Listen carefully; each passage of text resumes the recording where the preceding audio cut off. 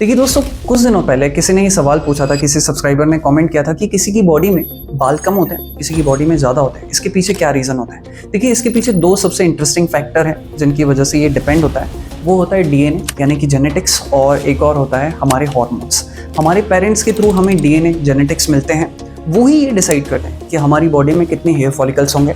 And hormones जैसे कि जो एंड्रोजन है, बेसिकली ये एक मेल हार्मोन होता है, इसका काम होता है सिग्नल देना और वो हेयर ग्रोथ में मदद करता है। तो ये दो ही सबसे रीज़न है, किसी की बॉडी में कम होते हैं, किसी की बॉडी में ज़्यादा होते हैं, और इसी की वजह से बॉडी में बालों का कम ज़्यादा होना, रेशियो का जो है होना डिपेंड करता है।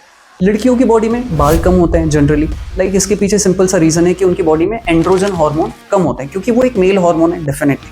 वहीं एक और इंटरेस्टिंग फैक्ट मैं यहाँ पर आपको बताना चाहूँगा, जो बच्चे होते हैं उनकी बॉडी में भी बाल कम होते हैं, या जब वो छोटे होते हैं तो बाल कम होते हैं। जैसे जैसे वो बढ़ना शुरू करते हैं मेल्स में, तो आप देखेंगे कि बाल बढ़ना शुरू होते हैं, क्योंकि जब तक हमारी बॉडी प्यूबर्टी को हिट नहीं करती है तब तक हमारे हार्मोन्स एक्टिव नहीं होते। जैसे ही हार्मोन्स एक्टिव होते हैं फिर हेयर ग्रोथ दिखना शुरू हो जाती है। सो आई एम श्योर कि ये इंटरेस्टिंग फैक्ट या ये जो टॉपिक होगा आपको क्लियर हो गया होगा।